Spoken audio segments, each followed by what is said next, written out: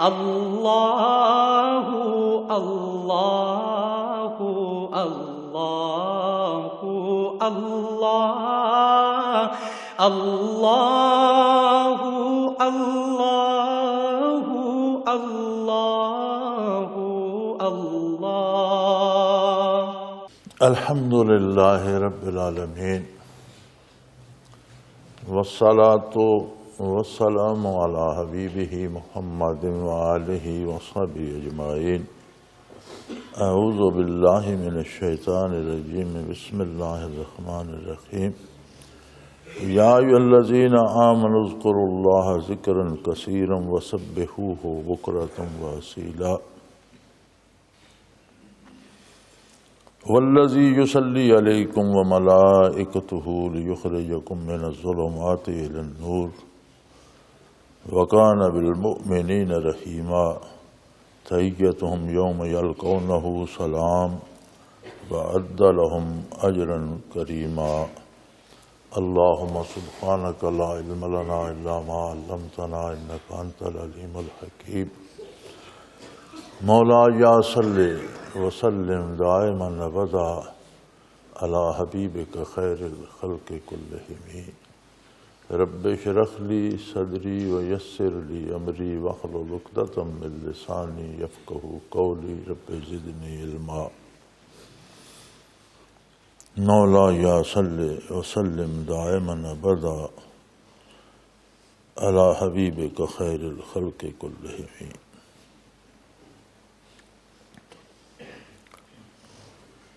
سورہ احزاب ہے۔ اللہ کریم ان لوگوں کو خطاب فرما رہے ہیں جو ایمان لائے۔ قرآن کریم میں تین طرح سے خطاب فرمایا گیا ہے۔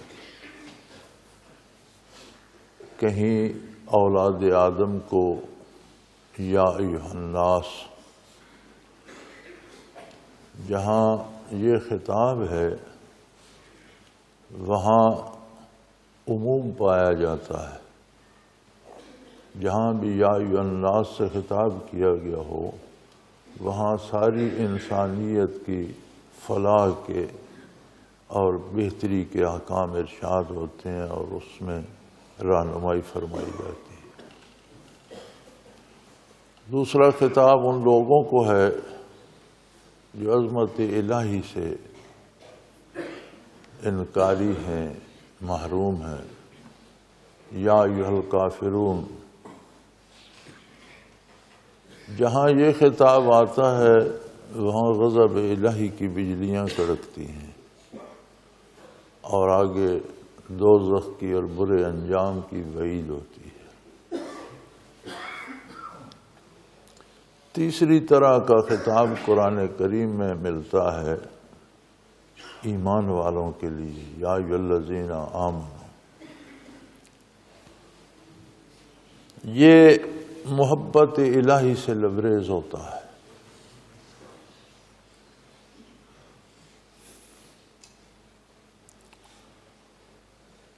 وہ کسی نے کہا تھا کہ محبت کو سمجھنا ہے تو ناز سے خود محبت کر۔ محبت کو سمجھنا ہے تو ناز سے خود محبت کر، کنارے سے کبھی اندازے طوفان نہیں ہوتا۔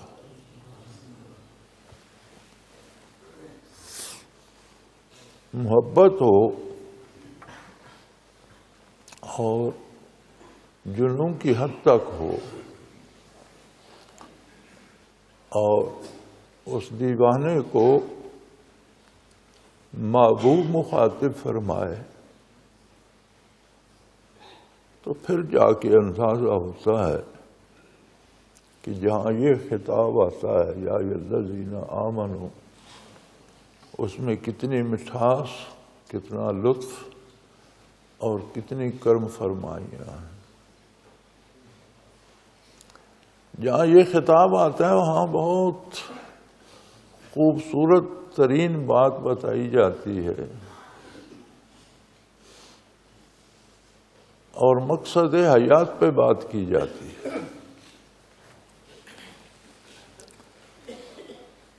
انسان کا مقصد پیدا کرنے کا ہے کیا؟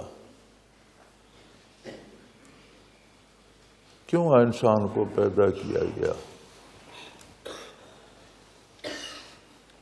ہماری سمجھ میں یہ بات اس لیے نہیں آتی کہ ہم نے اپنا مقصد حیات دنیاوی لذات کو، دولت کو، دنیاوی اقتدار کو بنا لیا۔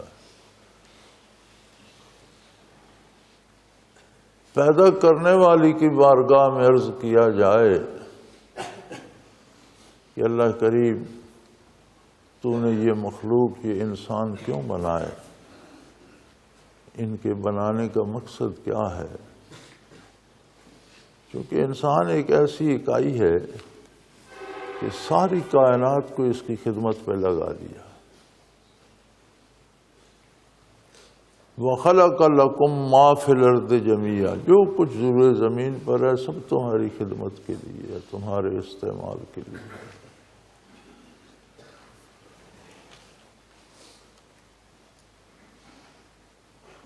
میں اگلے دن دیکھ رہا تھا علماء حق نے کوئی پہلو چھوڑا نہیں جس پہ بحث نہ کی۔ بحث چل رہی تھی کہ جاندار ہیں جانور بھی، انسان انہیں ذبح کر دیتا ہے، کاٹ ڈالتا ہے، گوشت کھا جاتا ہے، کھال کے جوتے بناتا ہے، مختلف چیزیں بناتا ہے۔ تو وہاں وہ لکھتے ہیں کہ جو جانور اللہ کے نام پر انسان کے استعمال کے لیے ذبح ہو گیا وہ اپنا مقصد حیات پا گیا۔ اس کے ساتھ زیادتی نہیں ہوئی بلکہ وہ اپنی زندگی کا مقصد پا گیا، اللہ نے اسے پیدا ہی اس لیے کیا۔ تو یہ انسان جو ساری مخلوق کو استعمال کرتا ہے، سورج کی روشنی اور چاند کی روشنی سے لے کر ستاروں کی چھاؤں تک، شجر و حجر سے لے کر ماہی آب تک، زمین کے خزانوں سے لے کر ہواؤں اور فضاؤں تک ہر چیز کو استعمال کرتا ہے۔ تو یہ خود کس لیے ہے؟ یہ اتنی عظیم مخلوق یہ ساری کائنات کو استعمال کر رہی ہے۔ تو حدیث قدسی میں آتا ہے، اللہ کریم فرماتے ہیں کنت کنزا مخفیا، میری عظیم ذات ایک پوشیدہ خزانہ تھی۔ انسان سے پہلے بھی مخلوق تھی، فرشتے بھی تھے، زمین پہ جنات بھی تھے، زمین بھی تھی، آسمان بھی تھے۔ انسان سے بہت پہلے اللہ نے بنائے، بے شمار مخلوق تھی۔ ساری مخلوق حکم کی تابع تھی، حاکم کی طرف نگاہ اٹھانے کی کسی میں ضرورت نہیں تھی۔ جو حکم ملتا اس کے مطابق ہر کوئی عمل کرتا، لیکن حکم دینے والا کون ہے، کیسا ہے، یہ جرأت کسی مخلوق میں نہیں تھی۔ تو فرمایا کنت کنزا مخفیا فاحببت ان اعرف، مجھے یہ بات پسند آئی کہ کوئی میرا جاننے والا بھی ہونا چاہیے۔ یہ سارے تو میرے حکم کے تابع ہیں، کوئی ایسا بھی ہو جو مجھے پہچانتا ہو۔ خلقت الخلق، تو میں نے مخلوق کو پیدا کر دیا، انسانوں کو پیدا کر دیا۔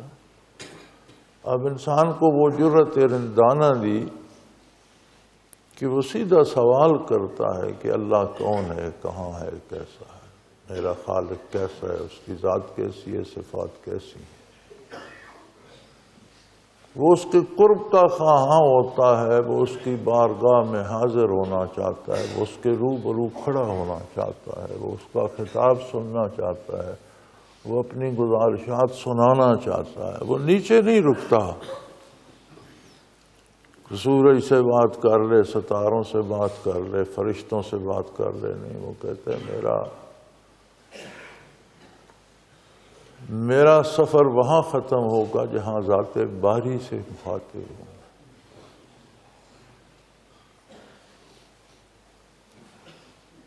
تو انسان واحد مخلوق ہے جسے معرفت الہی کی استعداد دی گئی ہے، اور ہر پیدا ہونے والا یہ استعداد لے کر پیدا ہوتا ہے۔ کل مولود یولد علی فطرہ او کما قال رسول اللہ صلی اللہ علیہ وسلم، ہر پیدا ہونے والا فطری استعداد لے کر پیدا ہوتا ہے۔ پھر دنیا میں آ کر والدین، معاشرہ، ماحول، مختلف جو اثر انداز ہونے والے چیزیں ہیں وہ اسے توڑ موڑ دیتی ہیں۔ تو جسے نور ایمان نصیب ہو جاتا ہے پھر اس سے خاص باتیں ہوتی ہیں۔ جو انکار کرتا ہے اس سے سختی سے بات کی جاتی ہے۔ عام انسانوں سے عمومی بات ہوتی ہے، جو ایمان لے آتا ہے اس سے خاص اور راز کی باتیں ہوتی ہیں۔ اب مقصد حیات ہے قرب الہی کو پانا، تو فرمایا یا ایھا الذین آمنوا اذکروا اللہ ذکرا کثیرا، کہ اے ایمان والو کثرت سے ذکر کرو۔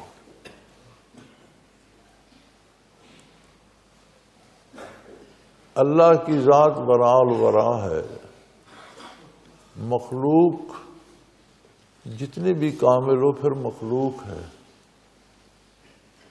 خالق سے مخلوق کا میل کیا؟ مخلوق پہچاننے سے بھی قاصر ہے، جاننے سے بھی قاصر ہے۔ تو فرمایا ایک ہی راستہ ہے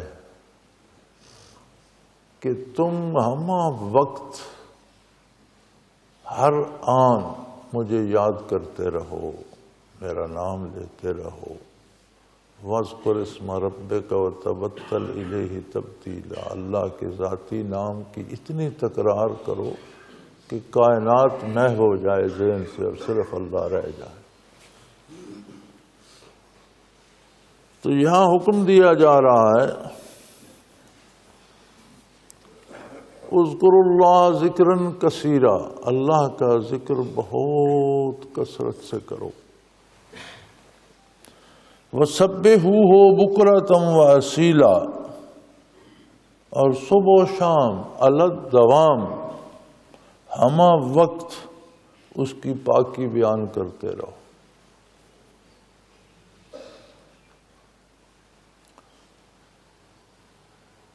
ذکر سوچ و فکر سے لے کر عمل تک ہر جگہ کو محیط ہے۔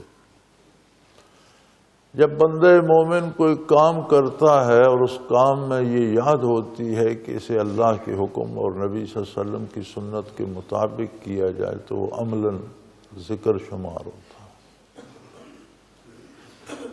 کھانا پینا، سونا، جاگنا، کمانا، اولاد کو پالنا، گھر بنانا سب ذکر ہے، بشرطے کہ حضور اکرم صلی اللہ علیہ وسلم کی سنت کے مطابق، آپ کے اتباع کے مطابق، اللہ کے منع کیے ہوئے طریقوں سے بچ کر ہو، حرام سے بچ کر ہو،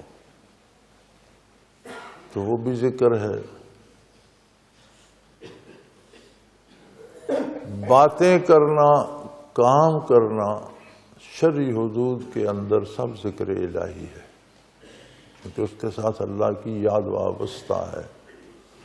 بات کرنے میں بھی یہ خیال ہو کہ شرعی حدود سے متجاوز نہ ہو تو اس کے ساتھ اللہ کی یاد وابستہ ہے کہ اللہ کا حکم ہے اس حد کے اندر ہو۔ کام کرتے وقت بھی یہ خیال ہو کہ یہ شرعی حدود کے خلاف نہ ہو تو وہ کام بھی ذکر ہے کہ اس میں اللہ کی یاد موجود ہے۔ اس سب کے باوجود پھر ارشاد ہوتا ہے ذکرن کثیرا، کثرت سے کرو۔ عملی ذکر بھی کرو، ایمان لانا خود ذکر ہے، بات کرنا بھی ذکر ہے، کام کرنا بھی ذکر الہی ہے، اس کے باوجود پھر کثرت سے کرو۔ اور نبی علیہ الصلوۃ والسلام کے ارشادات عالیہ میں سب سے افضل ترین ذکر جو ملتا ہے وہ ذکر قلبی ہے، چونکہ قلب وہ عضو ہے انسانی بدن میں جو شکم مادر سے دھڑکنا شروع کرتا ہے اور لب گور تک دھڑکتا چلا جاتا ہے۔ بدن میں قلب وہ پہلا عضو ہے جو بنتے ہی اپنا کام شروع کر دیتا ہے اور موت تک دھڑکتا رہتا ہے۔ انسان جاگتا ہو، سوتا ہو، غافل ہو، بے ہوش ہو جائے، دل دھڑکتا رہتا ہے۔ تو دل کی ہر دھڑکن میں اللہ کے نام کو بسا لینا ذکر قلبی کہلاتا ہے۔ تو فرمایا میرے ایمان والے بندو، کثرت سے میرا ذکر کرو اور رات دن الگ دوام مجھے یاد کرتے رہو، میری عظمت، میری پاکی بیان کرتے رہو۔ آگے اس کی وجہ بیان فرمائی کہ ایسا کیوں کیا جائے، اس لیے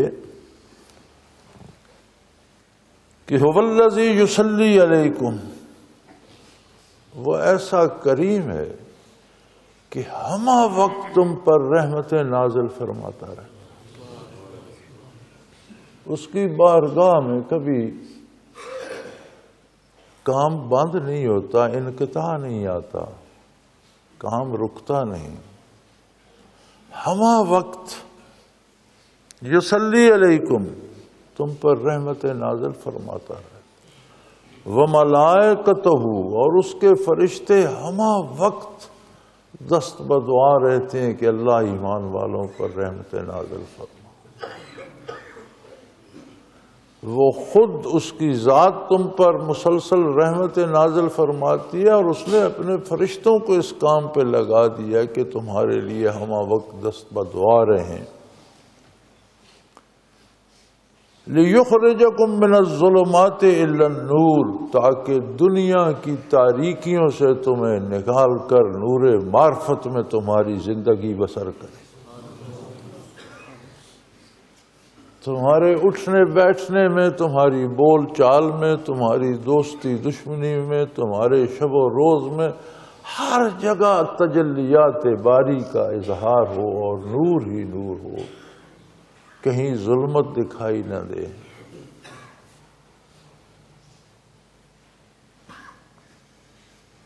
وَكَانَ بِالْمُؤْمِنِينَ رَحِيمًا، اور وہ ایمان والوں پر تو بہت ہی مہربان ہے۔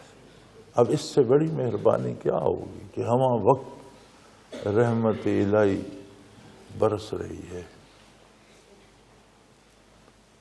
اب بارش کی طرح اگر رحمت برستی ہے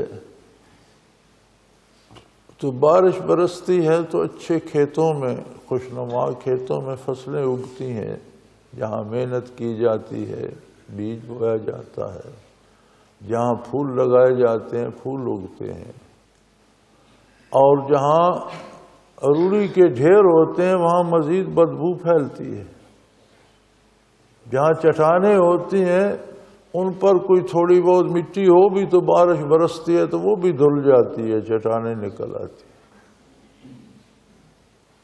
بارش تو ہر جگہ ایک سی برستی ہے۔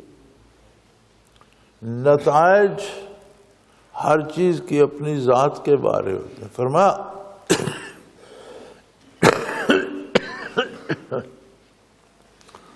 اللہ کریم کی رحمت تو ہمہ وقت برس رہی ہے، فرشتے ہمہ وقت دست بدعا ہے،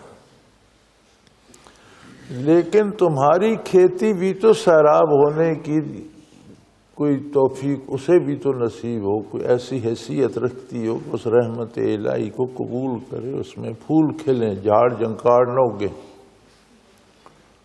خاردار جھاڑیاں نہ اگتی رہیں، جنگل نہ بن جائے، اس میں درندے نہ بستے ہوں، وہ آباد کھیتی بنے جس سے دوسروں کو بھی فائدہ ہو، وہ ایک گلستان بنے جس میں پھول کھلیں۔ تو یہ ذکر عملاً ذکر، زبانی ذکر، قلبی ذکر اس لیے ہے کہ تم اپنی کھیتی کو جوتو۔ جو اللہ کریم نے کرنا ہے وہ تم نے نہیں کروانا، وہ تو کر رہا ہے۔ اللہ کے فرشتے تمہارے لیے دست بدعا ہیں، اس میں بھی تمہاری کوئی محنت نہیں لگتی، لیکن جو صرہ قبول کرنے والا ہے، جو ریسیونگ اینڈ ہے۔ اب نشریات آ رہی ہیں اور ایک آدمی کے جو اپنا سیٹ ہے اسی کو زنگ لگا ہوا ہے تو وہ بیٹھا رہے، کوئی تاریں ٹوٹی ہوئی ہیں، ادھر کی ادھر لگی ہوئی ہے، ادھر کی ادھر الجھی ہوئی ہے، تو جتنے پروگرام چلتے رہیں اس کے سیٹ پہ تو کچھ بھی نہیں آئے گا۔ تو فرمایا تم نے محنت جو کرنی ہے اپنے آپ سے کرنی ہے کہ تم میں ان نعمتوں کو، ان رحمتوں کو قبول کرنے کی، وصول کرنے کی اور ان سے فائدہ حاصل کرنے کی استعداد پیدا ہو۔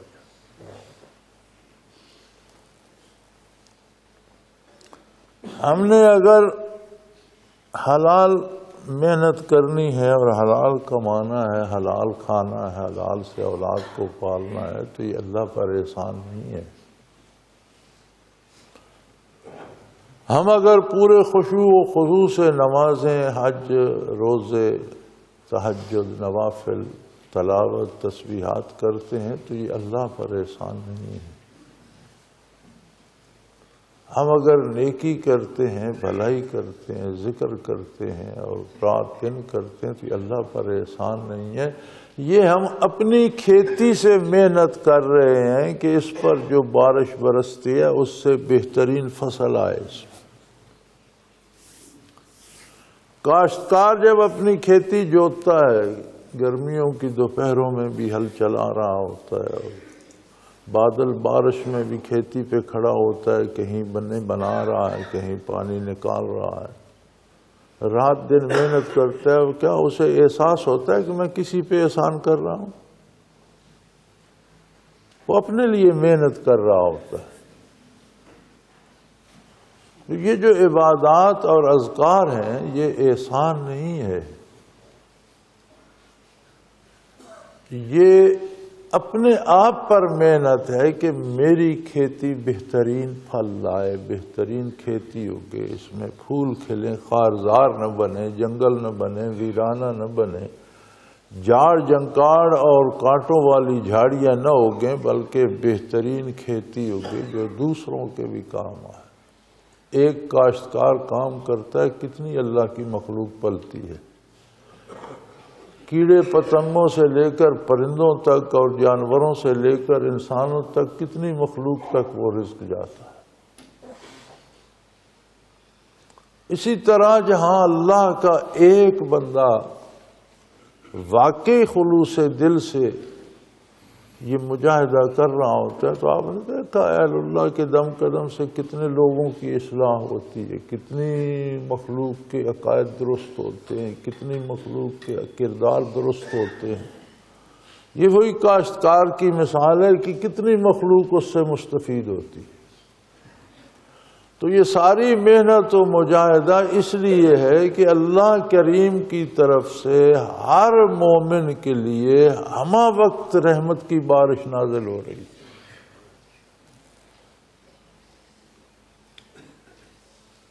بڑی عجیب بات یہ ہے کہ ہم اپنے آج کی بات کریں تو ہمیں روئے زمین پر ہر جگہ مسلمان ہی پریشان دکھائی دیتا ہے۔ یہ ایک زمینی حقیقت ہے کہ مسلمان جہاں کہیں بھی ہے پریشانیوں میں مبتلا ہے۔ اللہ فرماتے ہیں میں ہر ایمان والے پر ہمہ وقت رحمت نازل کر رہا ہوں اور میرے فرشتے ہمہ وقت اس کے لیے دست بدعا ہیں۔ رحمت کا نزول ہو رہا ہے، یہ بھی حق ہے، اللہ کریم کا ارشاد ہے، اللہ کے رسول صلی اللہ علیہ وسلم نے ہم تک پہنچایا ہے۔ مسلمان بھی پریشان ہے، یہ بھی سچ ہے، تو گڑبڑ کہاں ہے؟ کہیں مسلمان نے یاد الہی کو چھوڑ تو نہیں دیا؟ کہیں مسلمان نے رزق حلال سے منہ تو نہیں موڑ لیا، کہیں مسلمان نے جھوٹ بولنا، دھوکہ دینا اور قتل و غارت کرنا تو شروع نہیں کر دیا۔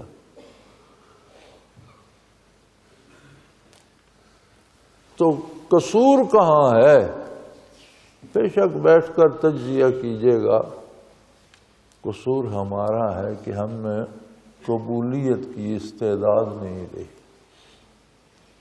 ہم نے اپنا خیال چھوڑ دیا ہے۔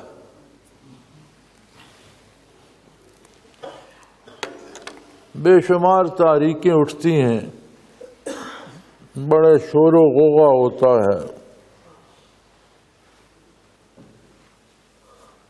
یہ ہم اصلاح کریں گے، ہم تبدیلی لائیں گے، ہم انقلاب لائیں گے۔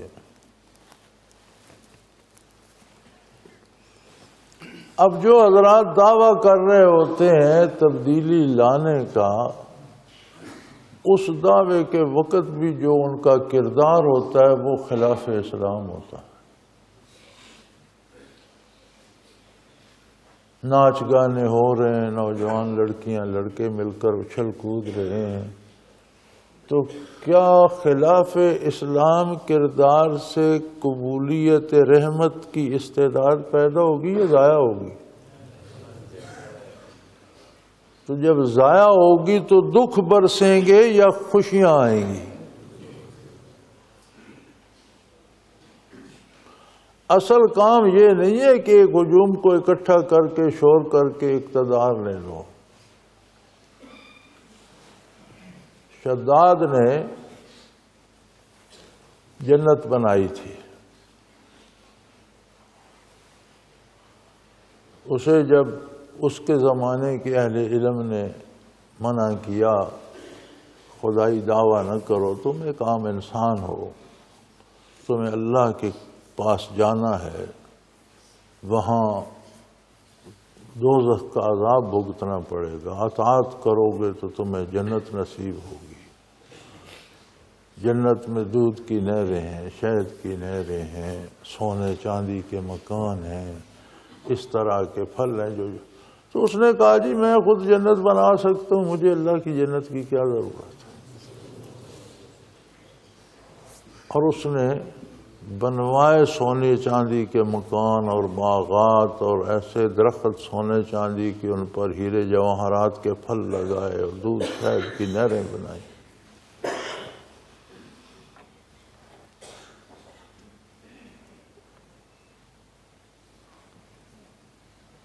تو جب اسے اطلاع ملی کہ تمہاری جنت مکمل ہو گئی ہے اور تم اسے دیکھو، ملاحظہ کر سکتے ہو، تو معائنے کے لیے گیا تو مین دروازے پر پہنچا، ایک پاؤں دروازے کے اندر ایک باہر تھا کہ ملک الموت نے روح قبض کر دیکھنی نصیب نہیں ہوئی۔ اپنے طور اس نے پوری کوشش کی کہ جس طرح علماء بتاتے ہیں میں اسی طرح کی بناؤں،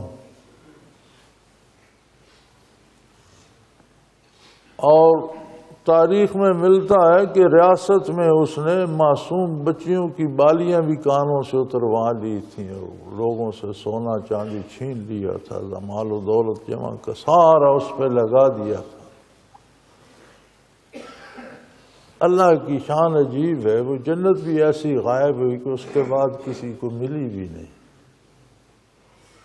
اس کے بارے بھی کتابوں میں یہی ملتا ہے کہ اس نے بنائی تھی، اس کی موت واقع ہو گئی، اس کے بعد وہ بھی کہیں غائب ہو گئی، اللہ کریم نے نظروں سے چھپا دی، اس کے بعد اس کا کوئی تذکرہ نہیں، کوئی نہیں کہتا میں نے دیکھی۔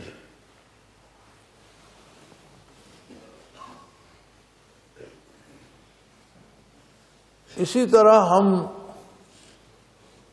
رحمت الہی کو وصول کرنے کی بجائے جب دنیا کی لذتیں، دنیاوی اقتدار، دنیاوی دولت کے حصول میں کھو جاتے ہیں اور حلال حرام جائز ناجائز اس کی پرواہ نہیں کرتے تو وہ استعداد جو قبول رحمت کی ہے وہ ختم ہو جاتی ہے۔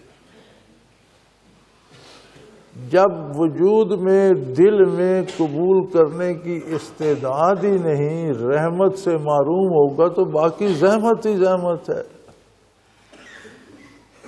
بڑے گھر آرام کے لیے بنائے جاتے ہیں، ان میں چین کی نیند نہیں آتی۔ اولاد کو سکھ کے لیے پالا جاتا ہے، بڑی ہو کر وہ دشمن بن جاتی ہے۔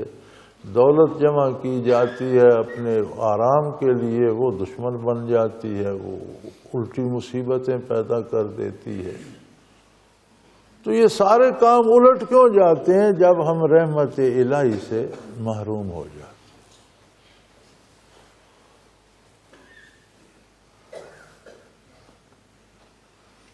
شاید کچھ لوگوں کے ذہنوں میں یہ بات بھی آئے کہ بھئی کافر کا تو دل ہی کافر ہے، رحمت قبول کرنے کی استعداد ہی نہیں ہے، تو وہ تو موج کر رہا ہے۔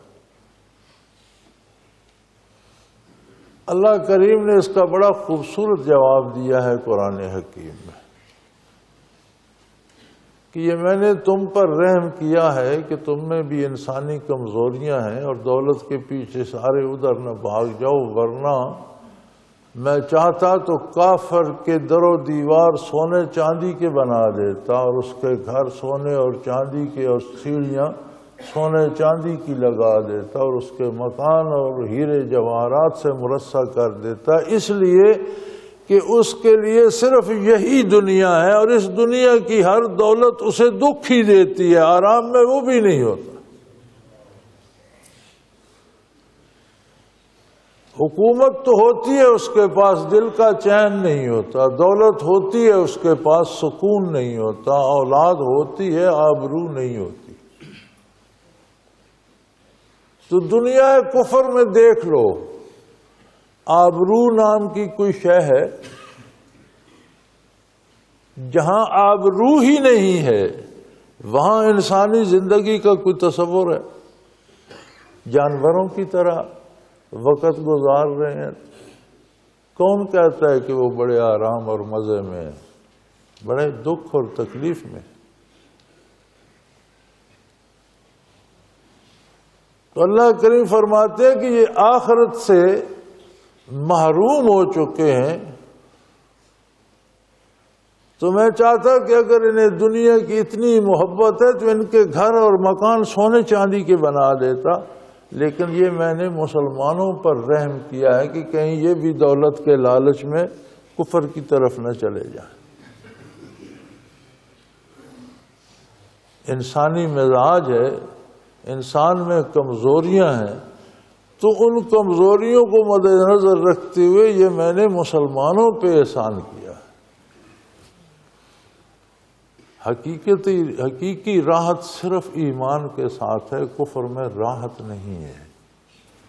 بظاہر ہمیں نظر آتی ہے کہ یہ مزے میں ہے، لیکن کوئی ایک کافر بھی کبھی سکون کی نیند نہیں پاتا، کوئی نہ کوئی پریشانی، کوئی نہ کوئی دکھ اسے چمٹا رہتا۔ تو ان دکھوں سے نکلنے کا راستہ، ان پریشانیوں سے جان چھڑانے کا راستہ، سکون، آرام، عزت و آبرو پانے کا راستہ فرمایا یہ ہے کہ یا ایھا الذین آمنوا اذکروا اللہ ذکرا کثیرا، اے ایمان والو اللہ کا ذکر کثرت سے کرتے رہو۔ ہما وقت اللہ اللہ اللہ، رواں رواں اللہ اللہ، ذرا ذرا بال بال اللہ اللہ کرتا رہے۔ وَسَبِّحُوهُ بُكْرَةً وَأَصِيلًا، شب و روز کی اپنی مصروفیات میں اس کی عظمت کا اظہار ہو۔ تمہارے ہر کام میں، دن بھر رات بھر، شب و روز کے تمہارے معمولات میں عظمت الہی کا اظہار ہو، پتہ چلے کہ تم کسی کے بندے ہو اور اس کے حکم کے مطابق کام کر رہے ہو، اس لیے کہ وہ ذات تو وہ ہے، هو الذی یصلی علیکم، ہمیشہ ہمیشہ تم پر رحمت نازل فرماتا رہے، ہما وقت تم پر رحمت نازل فرما رہا ہے۔ وَمَلَائِكَتُهُ، اور اس نے اپنے فرشتوں کو بھی اس کام پہ لگا رکھا ہے کہ تمہارے لیے دست بدعا رہیں اور رحمت طلب کرتے رہیں، لِيُخْرِجَكُم مِّنَ الظُّلُمَاتِ إِلَى النُّورِ، تاکہ تمہیں ہمیشہ تاریکیوں سے نکال کر نور اور روشنی کی طرف لے جائے۔ انسان جب تک دنیا میں رہتا ہے تاریکی اور روشنی اس کے ساتھ ساتھ چلتے ہیں۔ کسی لمحے لغزش ہو سکتی ہے، کوئی قدم تاریکی میں جا پڑتا ہے، کوئی کام خلاف سنت ہو جاتا ہے، کوئی کام شریعت کے خلاف ہو جاتا ہے، تو اللہ کریم معروم نہیں فرماتے، فرماتے ہیں جیسے خیال آئے پھر میرا ذکر شروع کر، مجھ سے معافی چاہو، توبہ کرو، استغفار کرو، میں تمہیں واپس پھر قبول کر لوں۔ زندگی بھر یہ مقابلہ دم واپسی تک جاری رہتا ہے۔ وَاعْبُدْ رَبَّكَ حَتَّى يَأْتِيَكَ الْيَقِينُ، جب تک آخرت سامنے نہیں آ جاتی، جب تک دنیا سے رخصت نہیں ہو جاتے، تب تک اللہ کی اطاعت اور اس کی عبادت کرتے رہو۔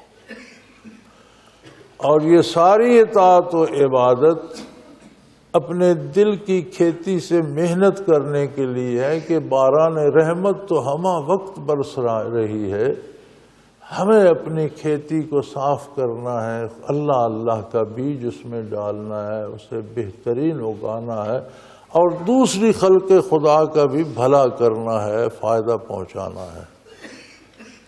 تو یہ ہے زندگی کا سائیکل اور یہ مقصد حیات ہے۔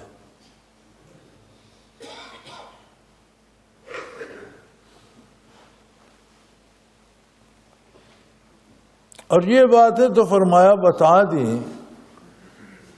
لیکن اس کیفیت کا تم احاطہ نہیں کر سکتے کہ اس کی رحمت ایمان والوں پہ کتنی ہے۔ وَكَانَ بِالْمُؤْمِنِينَ رَحِيمًا، مومنوں کے ساتھ اس کا رویہ بہت ہی رحمت کا ہے، بہت رحمت، تمہارے اندازے سے زیادہ، حتیٰ کہ جب دنیا سے جاتے ہیں تحیتہم یوم یلقونہ سلام، جب دنیا سے نکلتے ہیں آخرت میں قدم رکھتے ہیں تو اللہ کی طرف سے انہیں سلامتی کی نوید ملتی ہے۔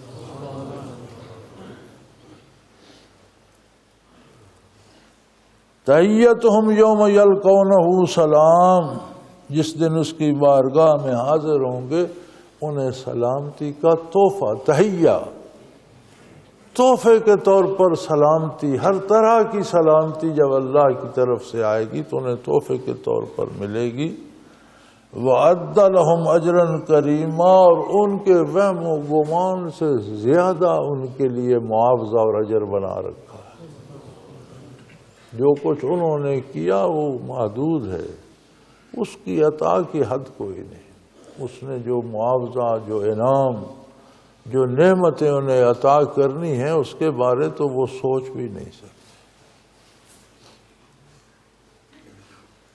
تو قرآن کریم میں رب العزت نے یہ اسلوب زندگی بندے مومن کا ارشاد فرمایا ہے۔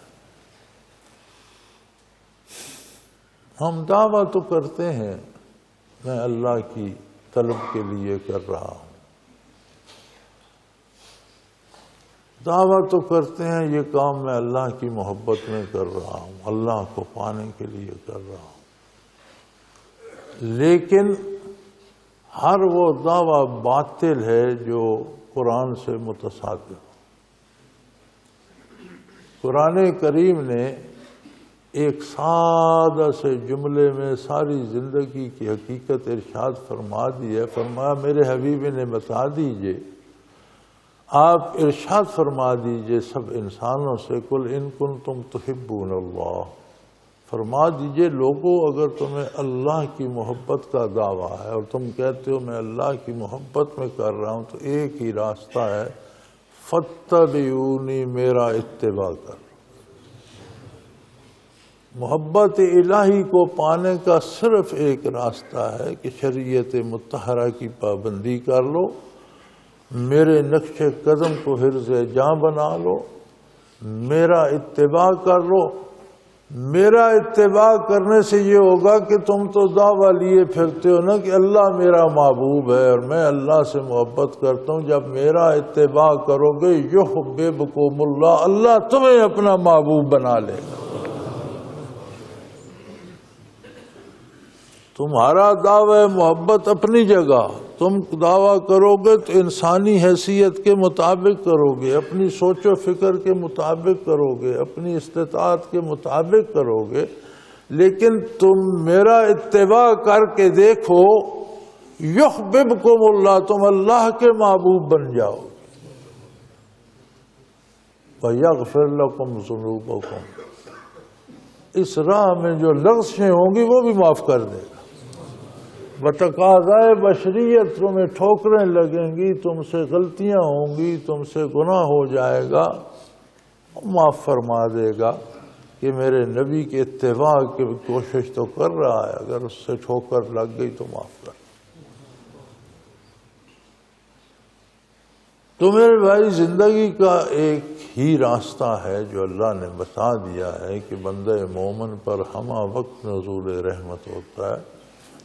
بارگاہ رسالت پناہی میں کسی حکمران نے اپنے طبیب بھیجے تھے مدینہ منورہ کہ میرے پاس بہت اچھے طبیب ہیں، آپ کی خدمت میں رہیں گے، مسلمانوں کا علاج معالجہ کریں۔ تو سال دو سال یا کچھ عرصہ رہنے کے بعد ان طبیبوں نے اپنے بادشاہ سے درخواست کی کہ ہمیں واپس بلا لیجیے۔ کیوں؟ کہا جب سے آئے ہیں یہاں کوئی کام ہی نہیں، کوئی بیماری نہیں ہوتا، کسی کو کوئی تکلیف ہی نہیں، ہمیں تو اپنی طب بھول جائے گی، ہم تو سمجھتے ہیں کہ ہمیں حکمت بھی یاد نہیں رہے گی، ہم تو جب سے آئے ہیں بیکار بیٹھے۔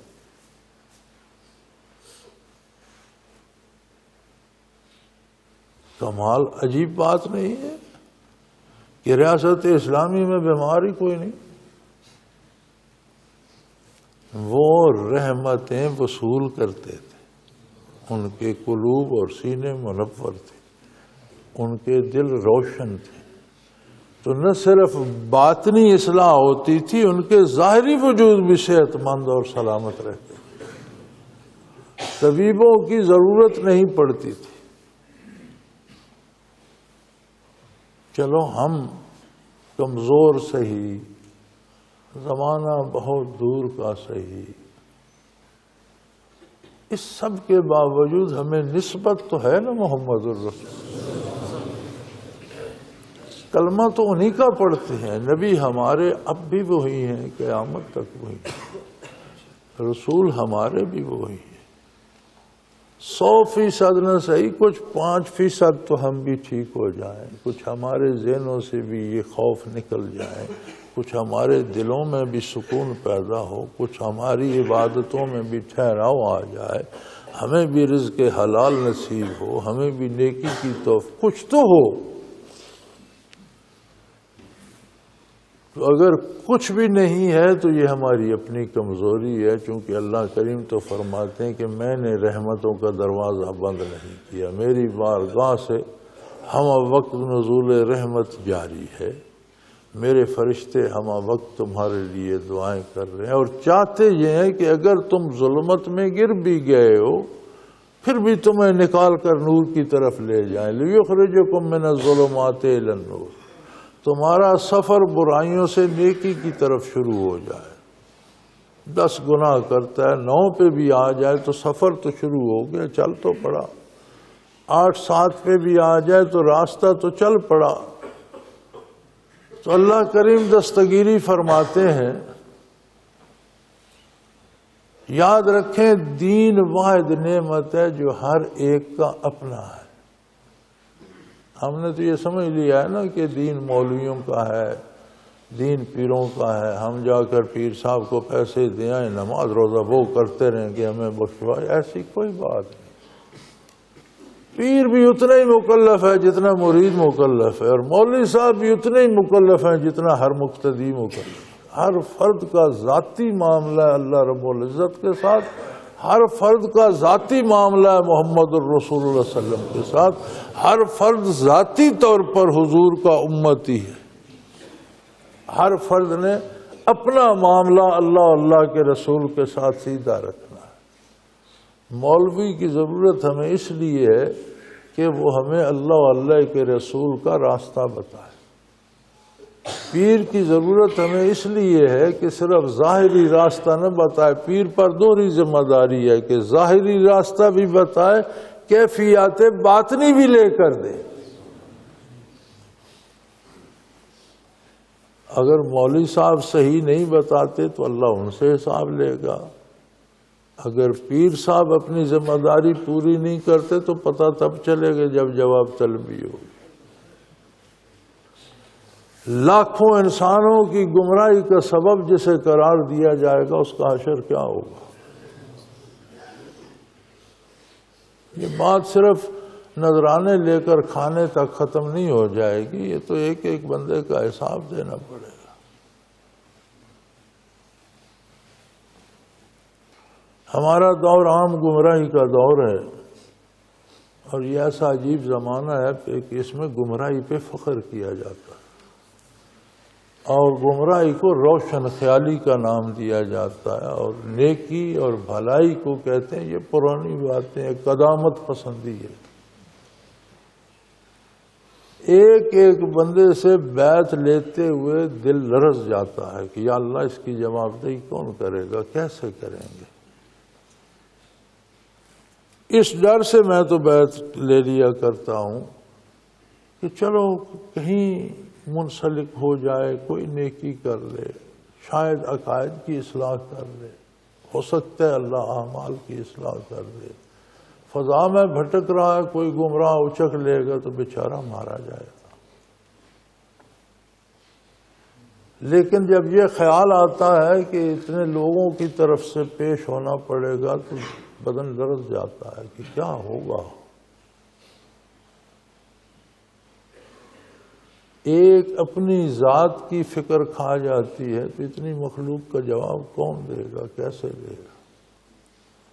تو بھئی رسومات سے نکلو، عملی زندگی میں قدم رکھو، وہموں سے نکلو، حقائق کا سامنا کرو، اللہ کی یاد کو حرز جاں بنا لو، اپنے کردار میں بھی، اپنے افکار میں بھی، اور اپنے گفتار میں بھی، اور پھر تماشا دیکھو کہ اس کی کتنی رحمتیں تم پر نازل ہوتی ہیں، اور کس طرح رات دن تم اللہ کی نعمتوں میں رہتے ہو، اللہ کی یاد میں رہتے ہوئے ہمیشہ آسانیاں، آرام، عزت، آبرو نصیب ہوگی۔ اللہ کریم ہمیں اس کی توفیق عطا فرمائے، ہمیشہ نیکی پہ قائم رکھے، نیک لوگوں کے ساتھ زندہ رکھے، نیکی پہ موت دے، اور نیک لوگوں کے ساتھ حشر فرمائے۔ وآخر دعوانا ان الحمدللہ رب العالمین۔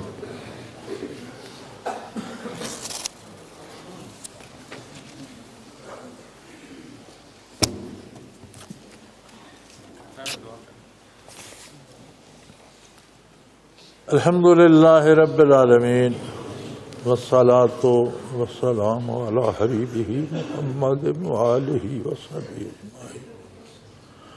اللہم ربنا لا تقتلنا بغضبک ولا تہلکنا بعذابک واعف عنا قبل ذلک۔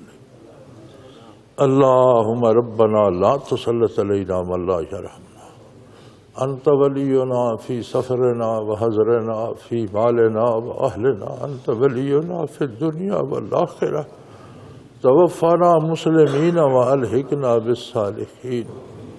اللہم انصر الاسلام والمسلمین، اللہم اید الاسلام والمسلمین، اللہم اعز الاسلام والمسلمین فإنک علی کل شیء قدیر۔ اللہم ربنا نور قلوبنا بنور المعرفة والایمان، اللہم ربنا ارزقنا اتباع نبیک و اتباع خلفاء الراشدین المہدیین۔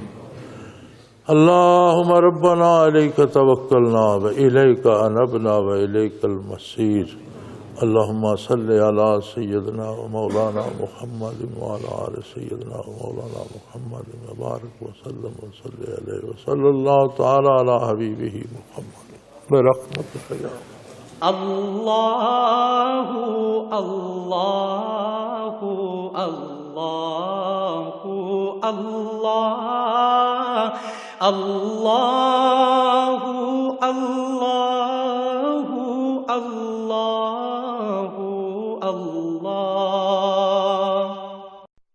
حضرت امیر محمد اکرم آوان مد ذلہ العالی دارالعرفان منارہ ضلع چکوال میں سالہ سال سے قرآن و حدیث کے اوپر خطابات کر رہے ہیں اور سلسلہ نقشبندیہ اویسیہ کے مطابق لوگوں کو ذکر الہی کی تربیت دے رہے ہیں۔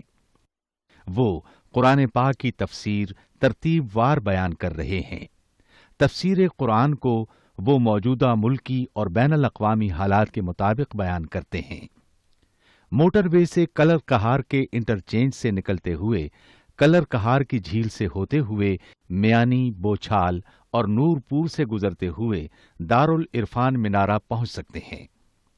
حضرت امیر محمد اکرم آوان نے بچیوں اور بچوں کی دینی اور دنیاوی تعلیم کے لیے سقارہ اکیڈمی کے نام سے ایک درسگاہ بھی قائم کی ہے، جس کا افتتاح ملک پاکستان کے صدر جنرل محمد ضیاء الحق نے اپنے دست مبارک سے کیا تھا۔ وہ تمام احباب جو اسلام کی طلب رکھتے ہیں ان سے گزارش ہے کہ دارالعرفان منارہ ضلع چکوال میں امیر محمد اکرم آوان صاحب کے خطابات سے مستفید ہوں۔ وہ ہر جمعے کو نماز سے پہلے بیان فرماتے ہیں۔ ہر ماہ کی پہلی اتوار کو ماہانہ اجتماع ہوتا ہے جس میں آپ خصوصی خطاب فرماتے ہیں اور پاکستان کے چاروں صوبوں سے احباب اس اجتماع میں شرکت کرتے ہیں۔